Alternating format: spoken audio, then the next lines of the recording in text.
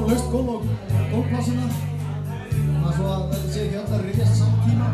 Ég veit þú kemur kvöldið, þó kveðjan væri stutt í gær.